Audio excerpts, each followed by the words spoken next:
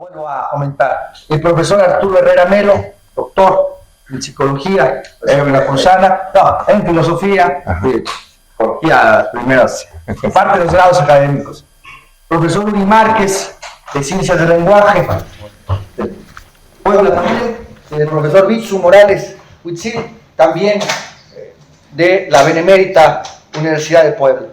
Simplemente el objetivo de la mesa es plantear unas preguntas y el profesor Arturo comentará, el profesor Huitzil, luego Huitzil, si les parece bien en ese orden. Entonces, más que una conversación, como suelen ser las mesas redondas, será una exposición de cada uno de ellos, ¿no? Eso tiene, me parece, más operatividad, ¿no? Claro. Entonces, bueno, en suma, pues yo simplemente diría que la primera posición, la primera rúbrica, tema a comentar sería: ¿cuál sería la ponderación que Sor Arturo, Uri y Huitzil harían de la importancia del materialismo filosófico frente a las otras corrientes filosóficas contemporáneas o pasadas? ¿Cuáles son los criterios, los objetivos, las cuestiones que ustedes plantearían de la importancia, la relevancia de la obra de Bueno frente al panorama de las otras corrientes filosóficas? Por favor, como ustedes quieran. Sí, ok. Bueno, antes que nada, muchas gracias por la asistencia, por quedarse hasta el final también, les agradecemos mucho. Bueno, a nosotros nos parece fundamental, hemos estado discutiendo el problema del campo nociológico y la forma en que los conceptos están codeterminados hoy en día a través de la institucionalización de la historia, por lo menos en México, que bebe mucho de la tradición anglosajona y la tradición alemana, y observamos que existen lisiologismos muy importantes que codeterminan la forma en que los sujetos nociológicos median la factualidad pretérita, a saber, lisiologismos como memoria, sensibilidad, ficción, todos trastocados por el mito de la cultura, que nos parecen sumamente peligrosos porque solamente son ponderaciones y objetivaciones tematológicas, pero no son manifestaciones ni objetivaciones nociológicas del campo de la historia, y eso es sumamente peligroso, porque entonces ya no estamos dentro del campo operatorio o beta operatorio de la historia, sino más bien estamos dentro de nebulosas tematológicas que condicionan a los sujetos a posicionarse dentro del campo de la memoria, de la sensibilidad, o, por ejemplo, en el campo anglosajón, el giro lingüístico que está trastocado por el idealismo alemán, pero también está trastocado por la nueva crítica anglosajona, que trata de ponderar que no hay necesidades de comprender las obras literarias o las manifestaciones diegéticas, y tenemos que eliminar la condición histórica, ¿no? Y muchas veces los sujetos nociológicos se mueven por estos entramados. Bueno, respecto al tema de la ficción, que me gustaría detenerme un poco, que me parece uno de los temas más delicados en el campo de la historia, es que existe, digamos, una noción a partir del giro lingüístico, y reitero, a través de la tradición anglosajona, que la historia es una ficción controlada. Y eso es sumamente problemático porque entonces no estamos delimitando nociológicamente cuáles son las continuidades o las discontinuidades entre el campo nociológico de la literatura con estructura ficcional y el campo nociológico de la tradición histórica.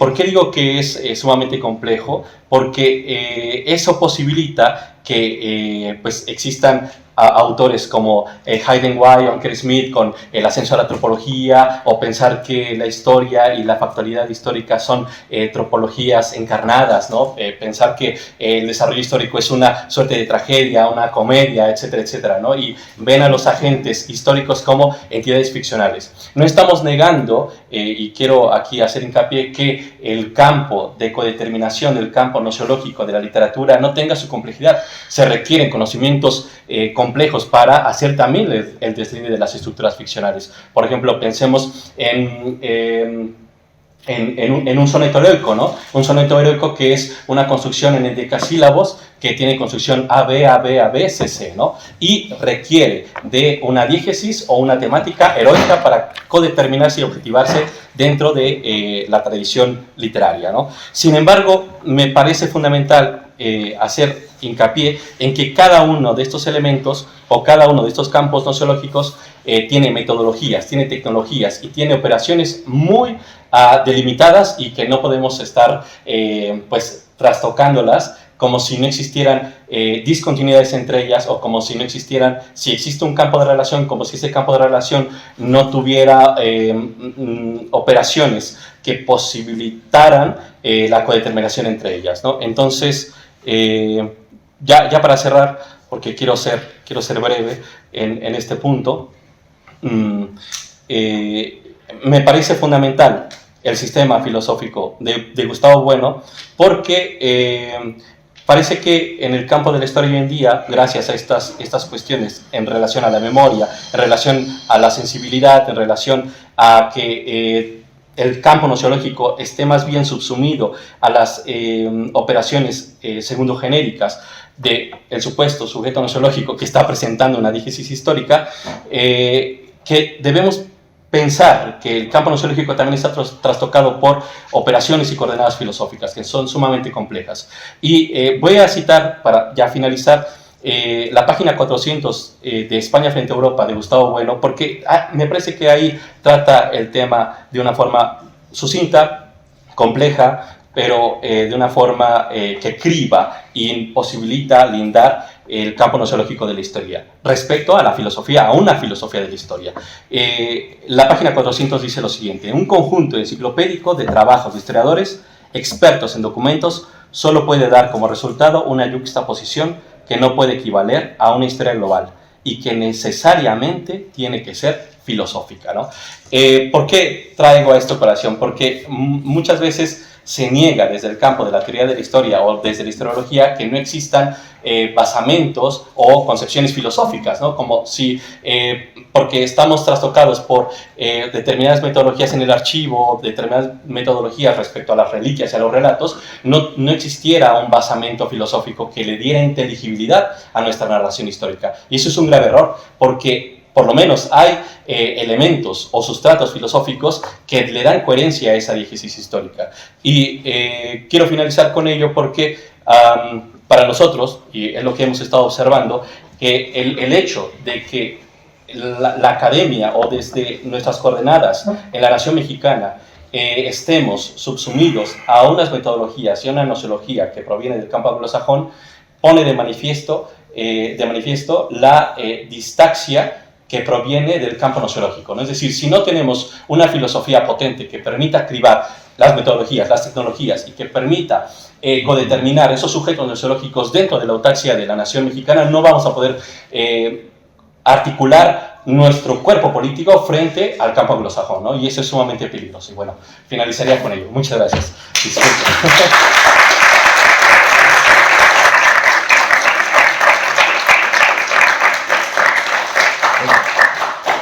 Arturo. Bueno, yo traía preparado algo de 20 y tantos minutos, lo voy a reducir a 12, 13, pero intentaré ser igual de efectivo que mi colega. Miren, lo primero que yo quisiera compartirles es cómo se acerca uno a la obra de Gustavo Bueno. Y yo diría, cito textualmente a Bueno, dice en ¿Qué es la filosofía? Uno no busca la filosofía, sino que uno se encuentra con un montón de contradicciones, dificultades, inconsistencias que exigen el razonamiento filosófico. Entonces, la potencia del materialismo filosófico respecto de otras filosofías consiste en que es una brújula, es un mapamundi del presente en marcha. Por eso es natural que muchas personas de muchas disciplinas, de las ciencias duras, de las ciencias sociales, de las ciencias humanas, terminen fascinados con el materialismo filosófico, porque al final de cuentas es una necesidad, yo diría, raciovitalista, si me permiten esta expresión, ¿no? Entonces, lo primero que quisiera decir es decir que una persona con depresión, una persona con problemas económicos, una persona que tiene dilemas políticos, no puede permanecer indiferente al materialismo filosófico, porque el materialismo filosófico es un ejercicio reflexivo sobre el presente en marcha. Entonces, yo también cuando explico un poco a mis estudiantes de la Veracruzana materialismo filosófico, quedan fascinados, y perdón por la expresión, pero terminan reconociendo que todo lo que se les ha enseñado es absurdo, o buena parte de lo que se les ha enseñado es absurdo. Y esa es una primera nota que quisiera decir del materialismo filosófico de Bueno.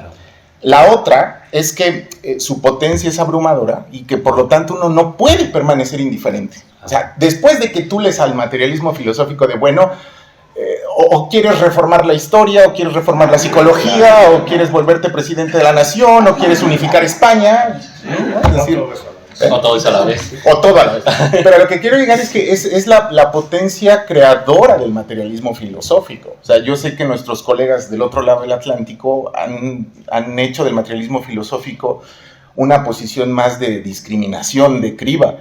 Pero en países latinoamericanos, o en hispanoamericanos, perdón, porque ahorita voy a hacer la diferencia entre Hispanoamérica y Latinoamérica. En países hispanoamericanos, el materialismo filosófico cobra otro sentido. Y cobra otro sentido, habrá que decirlo así, quizás porque estemos metidos en más problemas. Claro. ¿No? Es decir, aquí tenemos un imperio depredador angloamericano que está entrando en pugna con el chino, y todavía tenemos un imperio español pujante y de peligro de muerte, y entonces el problema en el que están los pueblos hispanoamericanos son radicalmente distintos de los problemas en los que están los países europeos, ¿no? Entonces, esas dos notas quisiera dejar sobre la mesa, es decir, cuando tú encuentras la obra de Bueno, no puedes permanecer indiferente. Y yo, desde que empecé a leer a Bueno, por ahí del 2005, 2006 más o menos, llevo 20 años trabajando en una corriente psicológica que le he denominado operacionalismo materialista contextual. Van 800 y cacho de páginas escritas, y es el primer intento por poner sobre la mesa una psicología dada a escala hispanoamericana. Es decir, que todas las otras psicologías realmente existentes han sido psicologías que han coquetado con los modelos angloamericanos, con los modelos analítico-pragmáticos o puros germanos, pero no hay un modelo de psicología estrictamente hispanista, ¿no? Claro que ahí uno tiene que reconocer, por ejemplo, todo lo que ha hecho Marino Pérez Álvarez, Juan Bautista Fuentes Ortega, el propio Íñigo Ongay, pero en sentido estricto no tenemos una matriz psicológica para explicar nuestro presente en marcha a escala psicológica. Entonces, quiero ir cerrando porque tenía muchas cosas que decir, pero... No, maestro, por favor, estamos bien de tiempo, complete, no sé, no, complete. Bueno, y esto hay que decirlo con claridad, ¿contra quién piensa Gustavo Bueno? Juan Bautista Fuentes Ortega en el 2016 le hacen una entrevista, que es uno de los discípulos más adelantados de Bueno, y él en una conferencia titulada La razón histórico-vital hispana contra la razón pura germana y la razón analítico-pragmática angloamericana. Fuentes Ortega acierta en su diagnóstico, pero con todo el respeto y la admiración que le tengo al profesor Fuentes, se equivoca. Es decir, porque Bueno no solo piensa contra la razón pura germana, piensa contra la razón analítico-pragmática angloamericana, piensa contra la razón postestructuralista destructiva francesa, y piensa contra la filosofía, este es título mío, la Meridas de colonial. ¿Sí? Entonces, es decir, que los 4 enemigos a muerte del materialismo filosófico, el primero, que es muy fácil identificarlo, es la razón pura germana. Es decir, ya está de más decir por qué somos enemigos de la razón pura germana, ¿no? Metafísica, subjetivismo, narcisismo megalómano del yo, ¿no? ¿No? O sea, recuerden estas bobadas que decía Fichte, ¿no? El yo lo es todo. Y en un acto de sobreabundancia se inventa el mundo para no confundirse con él. Que son tonterías totales. Entonces, hoy en un mundo plagado de subjetivismo total, de narcisismo megalómano, el materialismo filosófico piensa contra la razón pura germana. Piensa también contra la razón pragmática angloamericana en su versión positivista, empirista, pragmatista, y bueno, también está de más decir por qué, ¿no? Es decir, lo que tenemos que decir es que el positivismo lógico y el empirismo de cuño anglosajón, pues no se entienden con la historia, ni se entienden con la dialéctica, ¿no? Y el pragmatismo termina en un utilitarismo ramplón, por más Sir Chandler Peirce y por más William James y John Dewey que se lea, al final el pragmatismo no se entiende ni con la historia, ni se entiende tampoco con el devenir de los tiempos, ni con la lógica de los imperios. Un gran enemigo del materialismo filosófico es el postestructuralismo. Lo que está tan de moda en las universidades, Derrida, Foucault, o sea, ¿a dónde llegas con eso? Pero seduce a los jóvenes, Y está también, que esto pues a lo mejor no está tan explicitado, por ahí me hago el comercial, ahí tengo busquen en Google un articulito que escribí hace poco que se llama El mito de colonial y el desprecio occidente. Ahí ejercito lo que el materialismo filosófico diría contra todas las posiciones de colonialistas, de Walter Mignolo, Enrique Dussel, Leff, etc. Entonces, y esta es la clave del asunto, es decir, esto es la verdaderamente clave del asunto. ¿Por qué Bueno y el materialismo filosófico está en contra de estas posiciones? Porque lo que entraña el materialismo filosófico es un proyecto político, antropológico de alcance universal, que está respaldado por la hispanidad y por la hispanidad católica, y que está respaldado por la gran obra de España en América. O sea, es decir, a lo mejor esto va a sonar polémico, puede sonar polémico, no sé si quieres quitarlo y editarlo.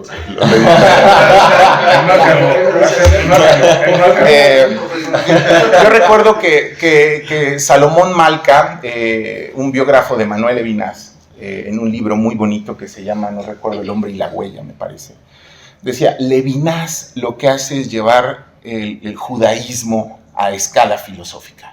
Bueno hace eso con la idea de imperio, ¿sí? Imperio generador. Es decir, la obra de Bueno es una transformación de la idea positiva de imperio generador a todos los ámbitos del pensar humano. Antropología, nociología, historia, política, teoría del arte, a todos. Es decir, y de alguna forma lo que Gustavo Bueno busca es lograr un proyecto político antropológico de escala universal. Y el mejor ejemplo es la teoría del cierre categorial. Es decir, la teoría del cierre categorial de Bueno es una teoría de la ciencia que abarca todas las posibilidades y modulaciones de todo aquello que decida llamarse ciencia.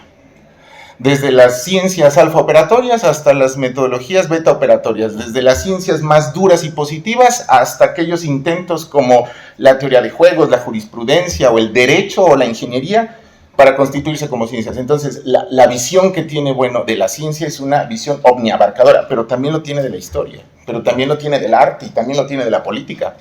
Y entonces, claro, que en un mundo plagado de ideologías y plagado de imperios depredadores que lo que buscan es la fragmentación de las naciones, de las familias, de la identidad personal, de los proyectos de gran envergadura, claro que el materialismo filosófico apesta en ese sentido. Es decir, que tenemos enemigos por todos lados, en el sentido de que ¿quién en este momento de la historia va a buscar un proyecto político-antropológico de escala universal? Solo los materialistas, solo los materialistas. Entonces yo creo que ahí está el detalle, o sea, yo creo que ahí está por un lado los grandes enemigos que están detrás del materialismo filosófico, pero por otro lado está también esa potencia que es evidente, y esa potencia se ve aquí en lo que está haciendo Axel, lo que está haciendo la Escuela de Filosofía de Oviedo, que todos nosotros, aunque vengamos de diferentes regiones geográficas y diferentes universidades, estemos aquí sentados para discutir eso, yo creo que eso pone en evidencia el poder del materialismo filosófico. Y quisiera terminar, igual para si hay una segunda ronda o qué sé yo, con una cita de Bueno que deja perfectamente claro todo lo que estoy diciendo. Esto viene en ¿Qué es la filosofía?, en la página 86. Dice: una sociedad, tanto si es aristocrática como si es democrática, se diferencia de otra, entre otras cosas, según la proporción de ciudadanos que estén al tanto con un grado de información doxográfica suficiente de las alternativas posibles que se abren a propósito de cada cuestión disputada. No estamos hablando de historia o teoría de la ciencia, estamos hablando de cualquier cuestión disputada. Y según la proporción de ciudadanos capaces de argumentar sus juicios sobre ideas comunes, incorporando los argumentos de los rivales. Ahí la idea de imperio. Es decir, que tú puedes dialogar con postestructuralistas, decoloniales, constructivistas, posmodernos, y el materialismo filosófico, en tanto filosofía omniabarcadora y potente, destruye los argumentos, los incorpora y crea una filosofía omniabarcativa que puede explicar a esas filosofías sin que esas filosofías puedan explicar el materialismo filosófico. Ni la democracia, ni tampoco la aristocracia temblarían porque sus políticos o sus electores o súbitos no sepan distinguir un silogismo de un sórites. Lo que ocurrirá es que el nivel de esa democracia o de la aristocracia sería distinta. Ahora bien, la ignorancia es, por de pronto, un síntoma de su debilidad, y los ciudadanos o los políticos ignorantes, en el momento de formar su propio juicio, de discutir en la asamblea o incluso de pronunciar el discurso de la corona sobre el alcance de las ideas que se manejan, estarán muy por debajo de otros ciudadanos o políticos que dispongan de recursos conceptuales más potentes. ¿Se dan cuenta de lo que estoy diciendo? Es decir, en una cultura en donde, según todos somos iguales y tenemos los mismos derechos, Gustavo Bueno pone el dedo en la llaga y dice: existen jerarquías, y estas jerarquías no son arbitrarias ni son voluntaristas. Estas jerarquías son producto del éxito operatorio, y este éxito operatorio tiene que respetarse, porque este éxito operatorio se transforma en imperio y se transforma en explicación global de proyectos políticos universales. En este sentido, a la pregunta tan veces reiterada, ¿para qué sirve la filosofía?, cabría responder: para que por lo menos en la plaza pública de hoy, el carpintero, el herrero, el zapatero, el periodista, el político o el ama de casa, que defiendan una opinión sobre la libertad, el aborto o la objeción de conciencia, a esto va con bombo y platillo, no hagan el ridículo presentando como propias tesis que forman parte de un sistema que ellos desconocen, o como si fueran descubrimientos o convicciones personales de unos determinados lugares comunes de cuyo alcance no pueden tener siquiera noticias. Pues estamos frente a una de las filosofías más potentes de la historia de la humanidad. Gracias.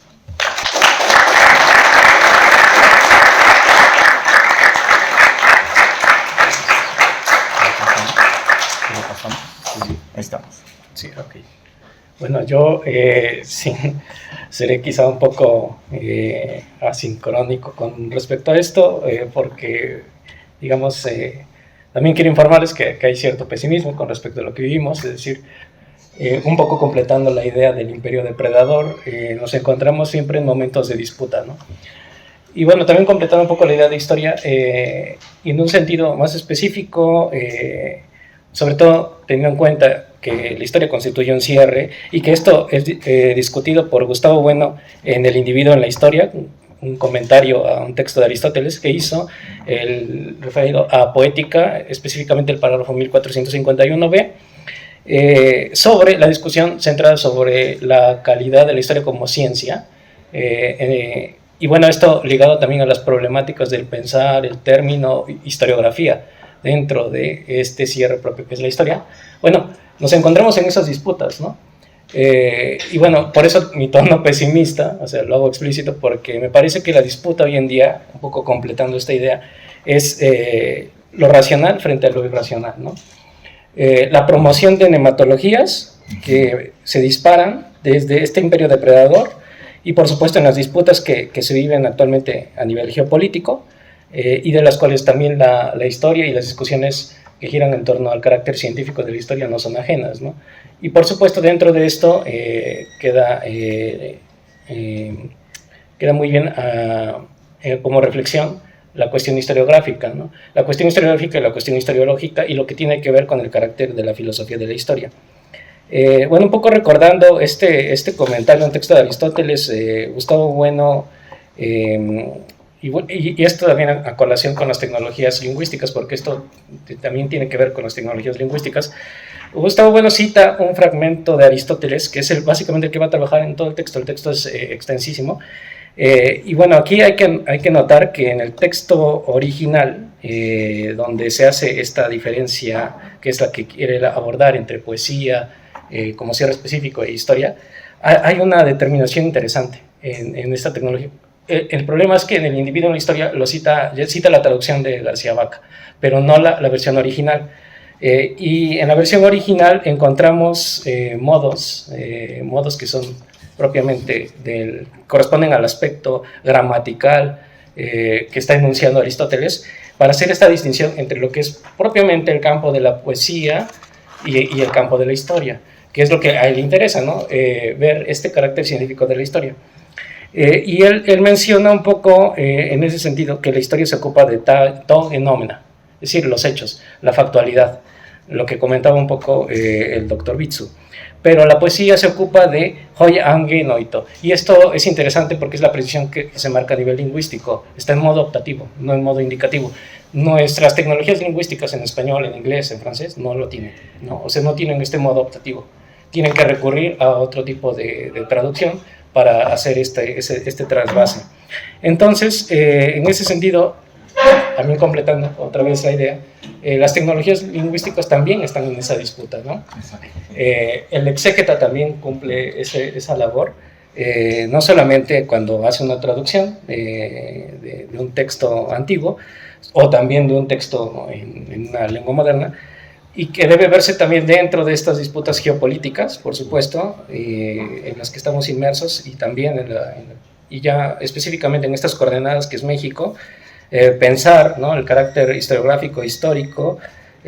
Historiográfico aquí en el cierre específico de la historia se va a entender como historia de la escritura de la historia, es decir, referido a las disputas que se han dado de manera dialéctica en el procesamiento de la idea. Collingwood lo cita también Gustavo Bueno, de lo que se ha entendido por historia a lo largo de los siglos, ¿no? Y bueno, yo nada más cerraría con esto, completando un poco la intervención de ambos, y dejando abierta mi duda respecto a este pesimismo, ¿no? Cómo poder llevarlo a la militancia, ¿no?, que es básicamente la idea fundamental de llevar una autaxia, reconociendo estos momentos distáxicos, ¿no?, que se dan del imperio depredador, y por supuesto a nivel, como lo planteaba el doctor Bitz, a nivel nociológico, ¿no?, a nivel específico de cada cierre, y no solamente de la historia, ¿no? Yo dejo como sugerencia, digamos, la historia, ¿no?, pero habría que pensarlo también para otras ciencias ideográficas, ¿no? Otro punto que dejo abierto es la cuestión del reduccionismo meroemático, porque se ha tenido mucho también los cierres, sobre todo de las ciencias ideográficas, a este reduccionismo meroemático, y también al reduccionismo de la materia segundo genérica. Y bueno, esto también dentro de esta discusión de las disputas que se dan del imperio depredador, ¿no?, y bueno, ahora con el imperio chino, ¿no? Y bueno, eso algo de así. Muchas gracias.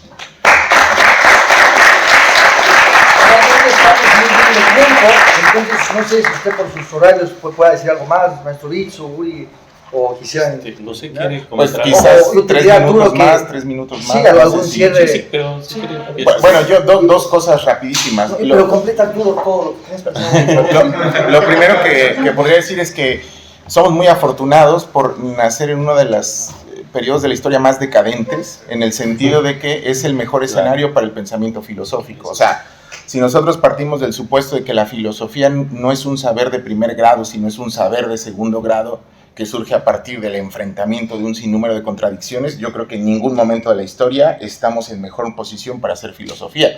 Es decir, la cantidad de contradicciones que existen hoy en día, yo les digo a mis alumnos casi siempre, parece ser que cada producto en el mercado representa toda una nematología de cómo pensar, cómo sentir, cómo hablar, cómo vivir, qué desear.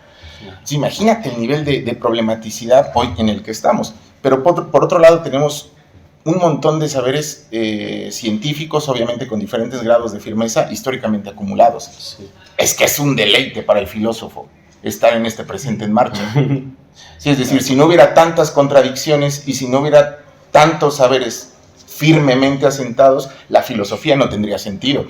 Y la otra cosa que quiero decir es que ser materialista filosófico se oye bonito en nombre, pero es un ejercicio dificultoso. ¿Por qué? Y ese es mi pleito contra los fenomenólogos, los filósofos analíticos, porque cuando un filósofo fenomenólogo, un analítico habla de cualquier tontería, ¿no? Inteligencia, qué sé yo, arte, política, no revisa lo que los otros saberes dicen al respecto. Entonces, el nivel de producción del materialista filosófico propiamente dicho es tardísimo. Yo uno de los artículos que escribí en el Basilisco, de casi 40 páginas, tardé en escribirlos, 4 años y cacho. Porque tienes que revisar lo que dice la historia, lo que dice la psicología, lo que dice la economía, lo que dice la política, lo que dice la antropología, lo que dice la historia. Y aquí hay que decirlo con claridad. Muchas personas que dicen ejercer el materialismo filosófico en sentido estricto no lo ejercen porque lo hacen desde una sola disciplina. Y si tú quieres hacer materialismo filosófico en sentido estricto, si quieres ser materialista, vamos, en sentido radical, no puedes ver solo un saber. Claro que nosotros sabemos que existe el principio de la simple ok, que no todo está relacionado con todo, ni nada con nada, algunas cosas con algunas cosas. Bueno, pues los saberes firmemente establecidos en el presente tienen que ser revisados por el filósofo materialista filosófico cuando pone un asunto en disputa.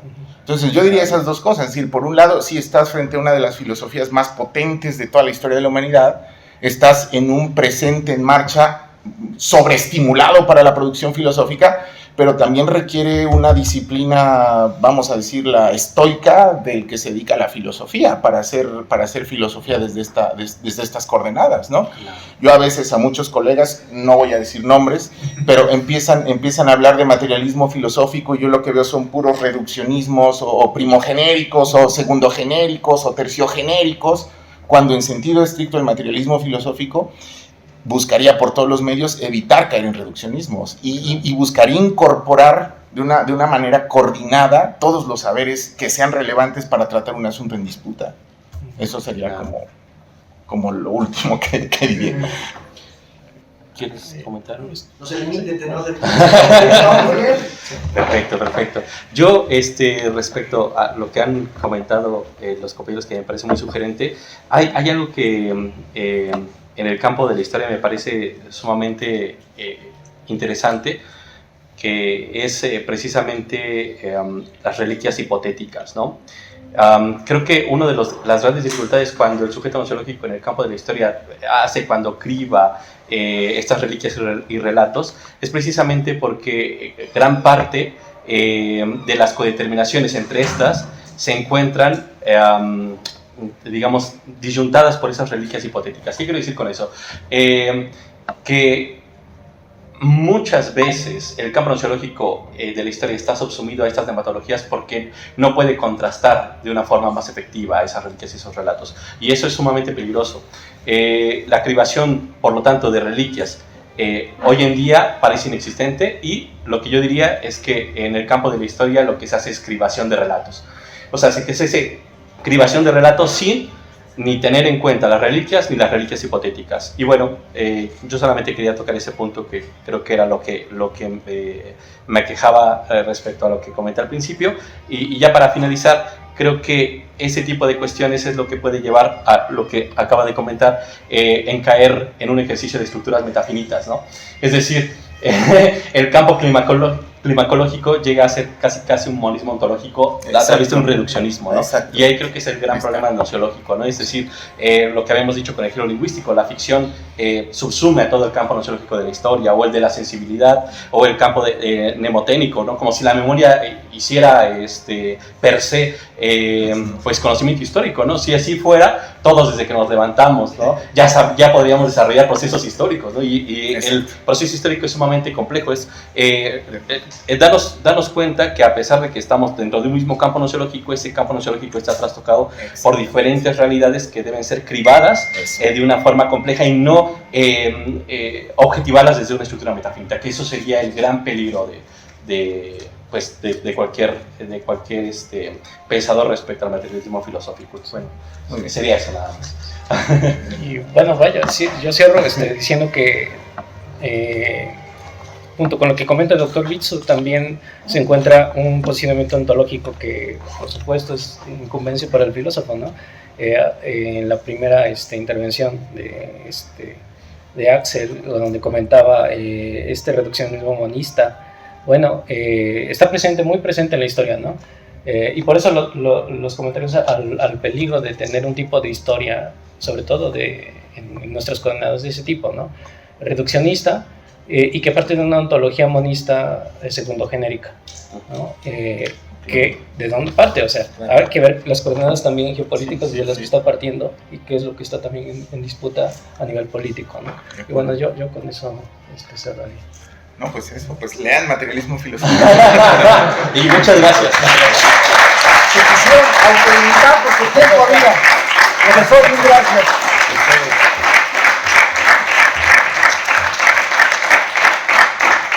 Pues literal, hemos llegado al final de la jornada. Pudimos, sí se pudo. Bueno, también agradecerte a ti No. toda esta chambutota que has hecho. O sea, y a Rodrigo, que ha sido fundamental, a Angélica, Emanuel, no, que a han los sido organizadores, muchas fundamentales, gracias. No, pero Felicidades. fundamentales, de verdad, o sea que sin su apoyo para Arturo no se hace. Bueno, para decirlo con dramatismo, hasta el próximo año. Pero es mentira, porque el miércoles próximo seguimos con el taller del mito de la izquierda y vamos a analizar la izquierda asiática. Entonces vamos a ver qué pasó de Mao a Xi Jinping. Muy bien. Pues nada, muchas gracias. Muchas gracias.